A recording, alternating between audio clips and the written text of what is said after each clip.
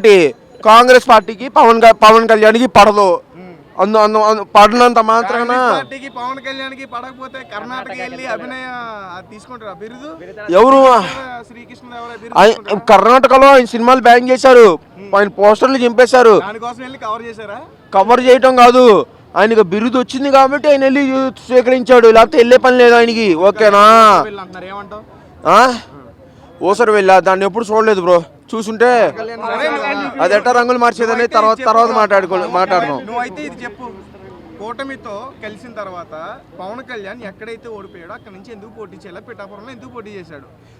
అప్పుడు కూటమి అంటే మరి బలం ఉంటది కదా. ఆ రెండు చోట్ల ఆయనకి కలిసి రాలేదు, పిఠాపురం కలిసి వచ్చింది కాబట్టి పోటీ చేశాడు. ఓకేనా?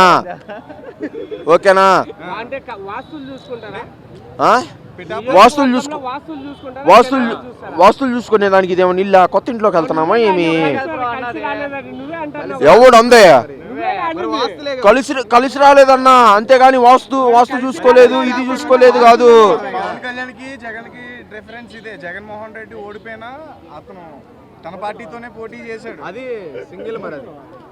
మరి పవన్ కళ్యాణ్ ఏమో పొత్తులు పెట్టుకున్నాడు. నేను పవన్ కళ్యాణ్ అభిమానే. చెప్పు. ఒకటే బ్రదర్, రాజశేఖర్ రెడ్డి చనిపోయిన తర్వాత జగనన్న సీఎం కావాలని చాలా మంది కోరుకున్నారు. కష్టపడి పార్టీ పెట్టాడు, పార్టీ రన్ చేశాడు, సీఎం అయ్యాడు. ఆయన సీఎం అవ్వాలని కళ ఎట్టయినా నెరవేర్చుకోకుండా లేడు. కానీ ఆయన చేసింది ఏంటి? సీఎం అయిన తర్వాత ఆయన చేసింది ఏంటి? రౌడీ రాజకీయం. ఓకేనా? రౌడీ అప్పుడు జరిగింది రౌడీ. ఇప్పుడు కుల రాజకీయం గురించి మాట్లాడుతున్నారు కానీ అప్పుడు రౌడీ రాజకీయం జరిగితే అప్పుడు మాట్లాడలేదు. ఇప్పుడు కుల రాజకీయం జరిగితే మీకు అడగడానికి అందుకే కదా సమాధానం చెప్పి జగన్మోహన్ రెడ్డిని దింపాం. ఇప్పుడు దింపారు కదా, అది ఎక్కడ దింపారు? పదవి లేకుండా దింపారా? ఇంకేదన్నా లేకుండా దింపారేమో.